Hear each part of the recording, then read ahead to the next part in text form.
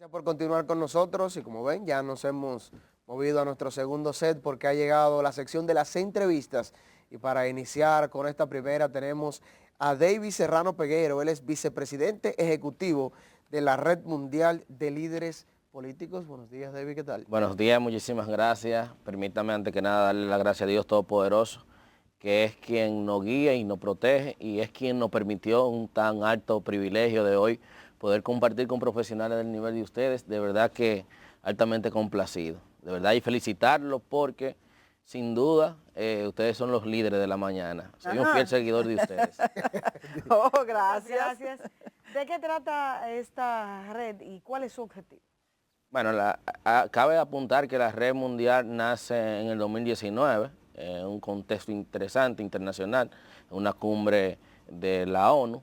Juan Carlos Ureña le nace la visión de crear una plataforma global donde reúna jóvenes líderes con pensamiento crítico, la idea de crear un espacio plural donde pueda agrupar jóvenes y educarlos en la formación política, pues nace en Washington, D.C. en el 2019, junto a otros líderes internacionales, y el eje principal de la Red Mundial es la formación política y obviamente trabajar con los ODS.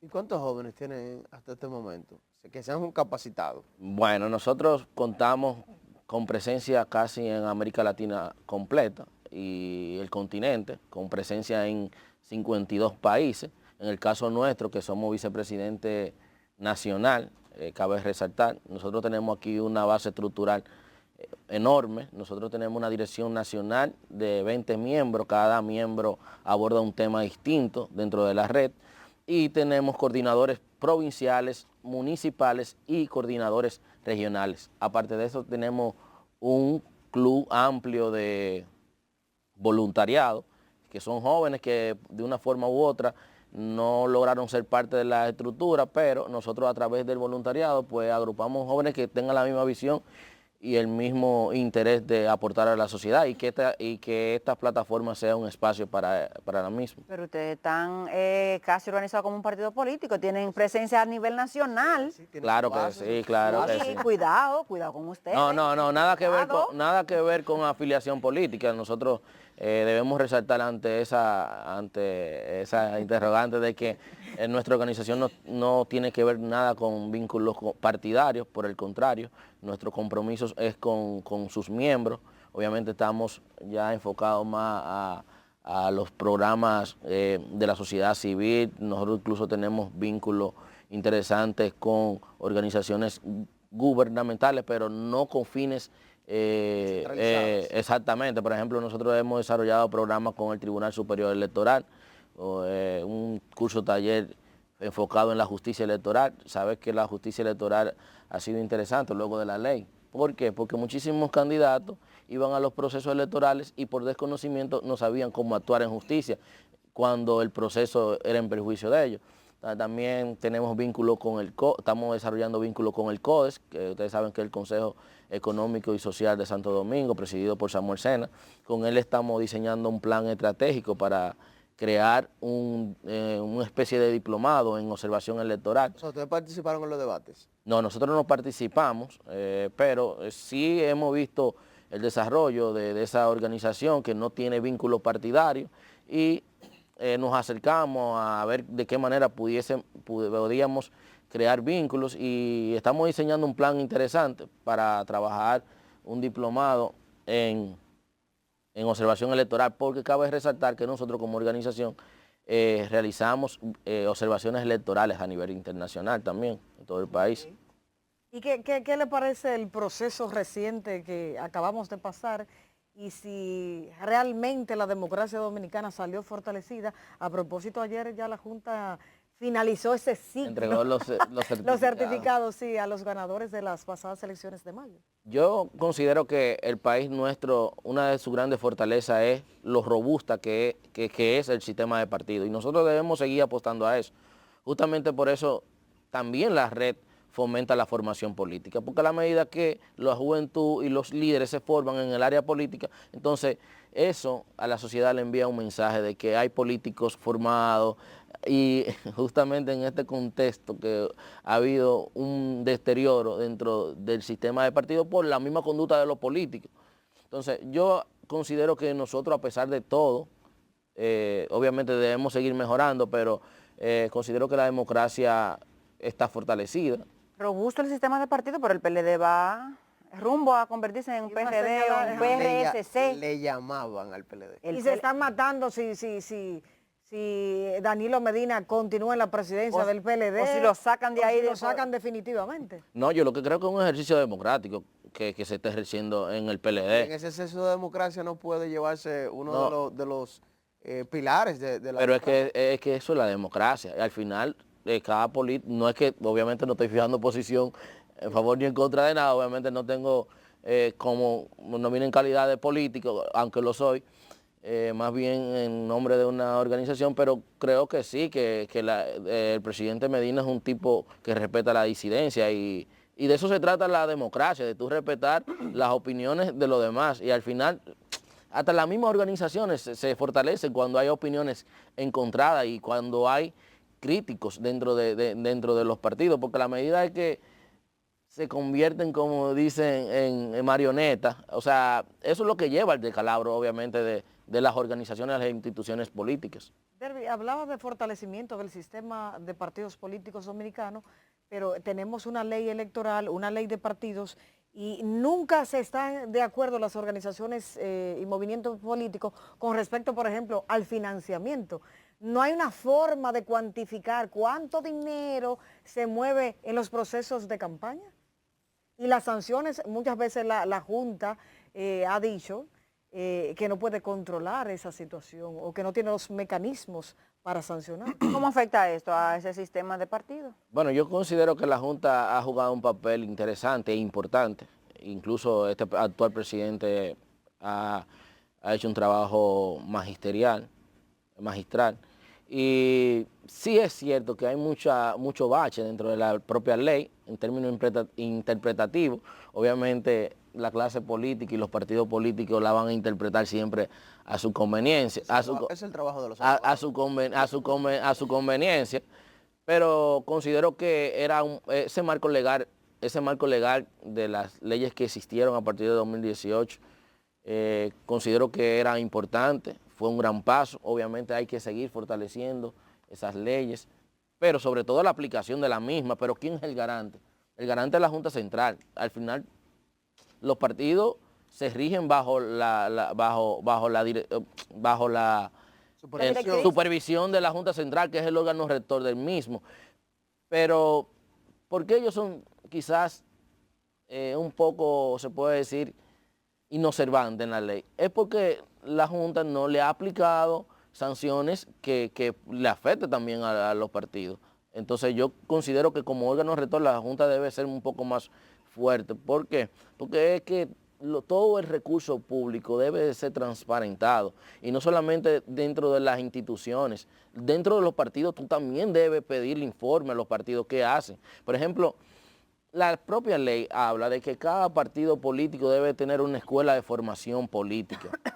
Ahora, es la inversión correcta y la que envía la ley que los partidos distribuyen en sus escuelas de formación política o están haciendo los diplomados para formar sus militancias. Entonces ahí yo creo que la Junta Central como órgano rector debe actuar y debe supervisar. Esa institución a la que forma parte, la Red Mundial de Líderes Políticos, ¿cómo ve el futuro, sobre todo de los jóvenes en el mundo de la política en República Dominicana?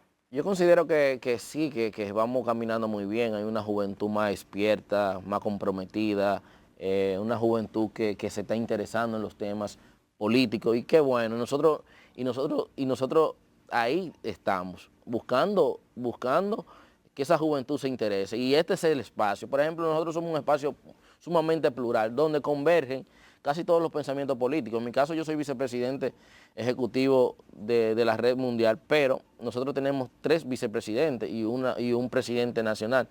y todas las estructuras nacionales pertenecen a un partido distinto. En mi caso particular soy miembro del PLD, pero hay un vicepresidente con la misma autoridad, con el mismo peso del PRM, hay uno con el mismo peso de la Fuerza del Pueblo, pero el secretario general pertenece al PRD. ¿Y el presidente? El presidente sí es como un poco más apartidista. Obviamente no es que repudia a los partidos, obviamente nosotros venimos como un modo de aliados, porque nosotros llegamos realmente como eso, como ese balance y crear una dinámica interesante donde en ese espacio plural puedan converger todos los pensamientos y que ahí, a partir de esa discusión de pensamientos se pueda construir una visión país más fuerte y que la democracia, sobre todo, que es lo más importante, pueda fortalecerse. En este proceso pasado se dio un fenómeno interesante en la capital.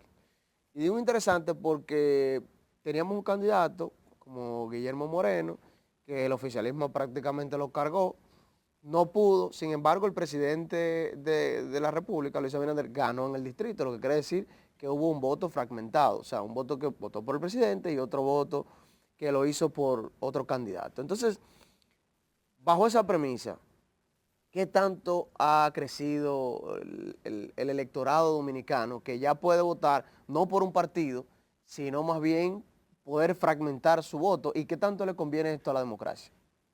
Yo lo que sí te puedo apuntar es que la capital en este proceso tuvo ganancias, porque tener candidatos de la altura de don Guillermo Moreno, una persona con una hoja de vida intachable, en el caso de Omar, un joven promesa que yo como generación pues debo resaltar que lo admiro y que qué bueno que personas como él, con su capacidad, con su entrega, ha mostrado de que, o sea, la juventud tiene espacio y que la sociedad, cuando tú haces las cosas con dignidad, puede trascender. Cuando tu accionar va de la forma correcta, pues la sociedad valora.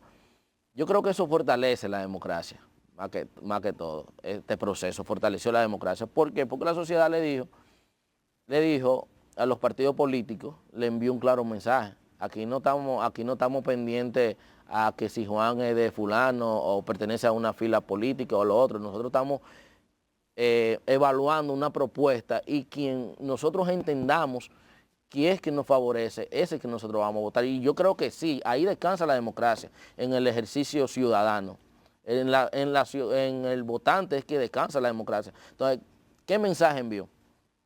Yo te puedo votar por Abinader, que es que yo entiendo que lo ha hecho de forma correcta, pero aquí yo no te puedo acompañar y voy a votar por Omar, por ejemplo. Entonces, es un ejercicio interesantísimo de la democracia y fortalece la democracia porque yo creo en el contrapeso.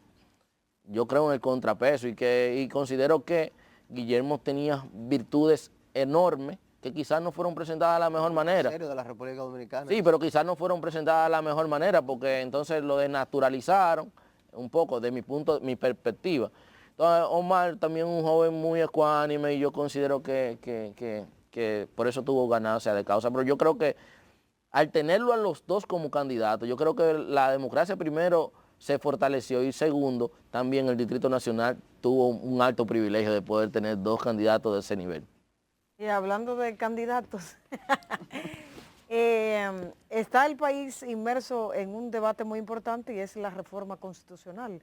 Decía ayer el presidente Luis Abinader que en 2 semanas va a presentar ese proyecto.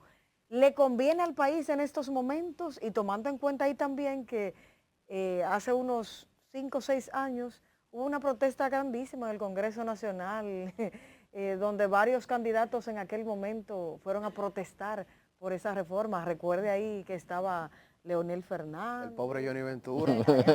Johnny Ventura, también Abinader. Yo considero que hay otros temas que se deben atender. No descalifico una reforma constitucional, pero yo creo que antes de pensar en una reforma constitucional debemos revisar otras normas,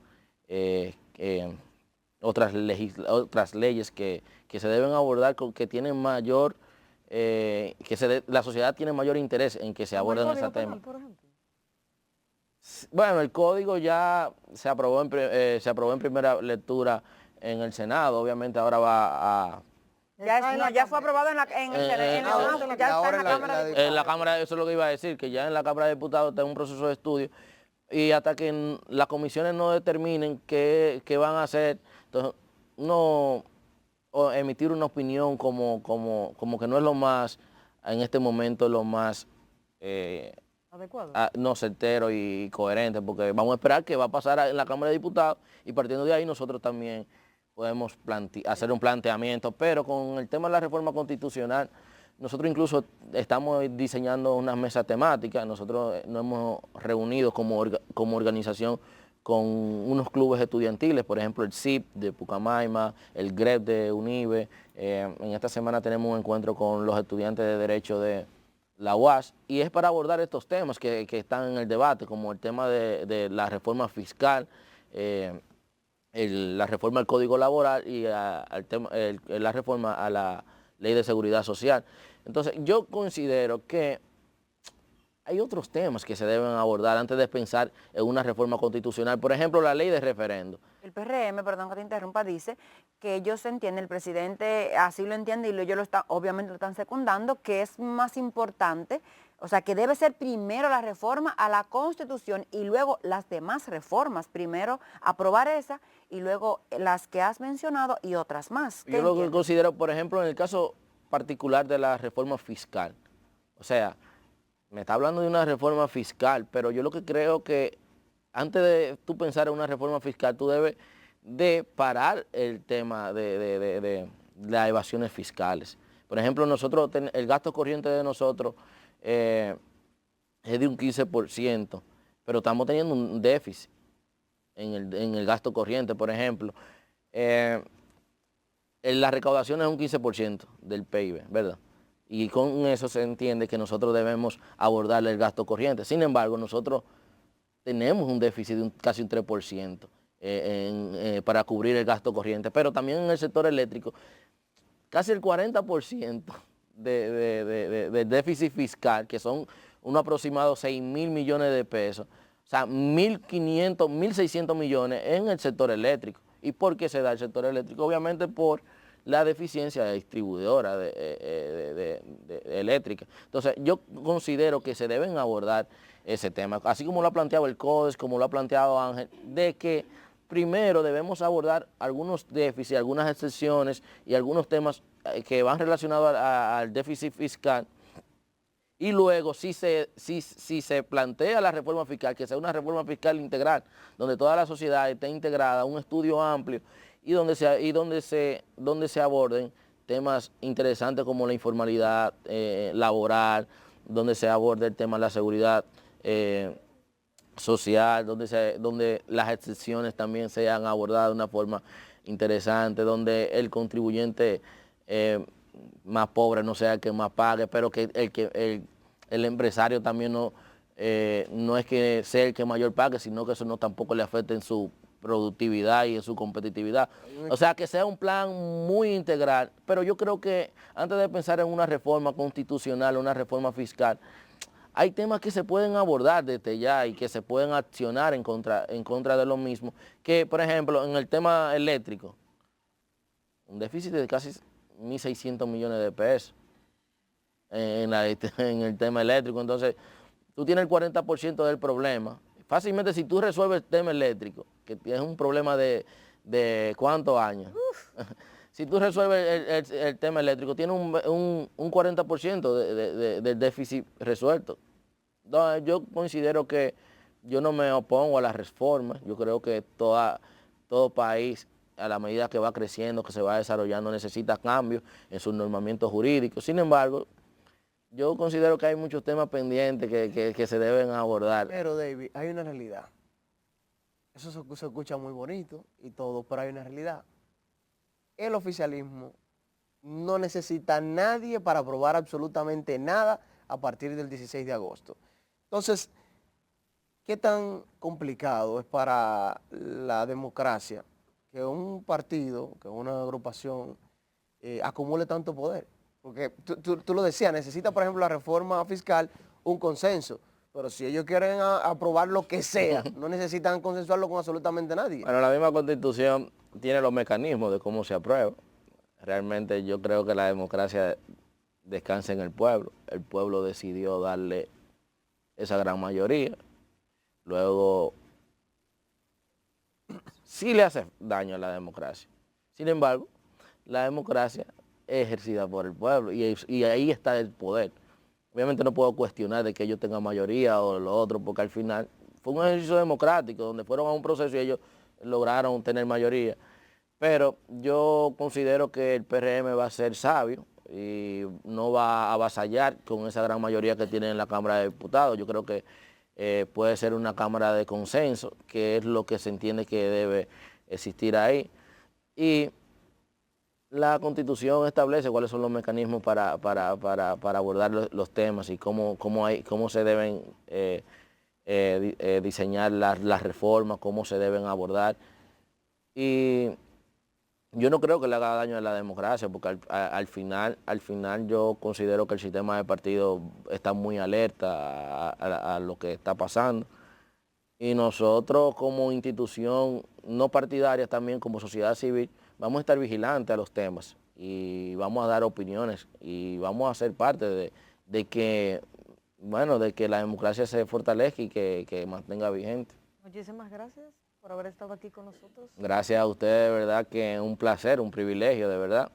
Y siempre a sus órdenes, qué bueno conversar con ustedes. Aquí también las puertas están abiertas para cuando haya buenas nuevas que deba comunicar a nuestro teleaudiente, pues también pueda usar estos medios para ello. Así Pero muchísimas gracias por madrugar, estar aquí tempranito, señores. Hacemos una siguiente pausa y al regreso mucho más en Despierta RD.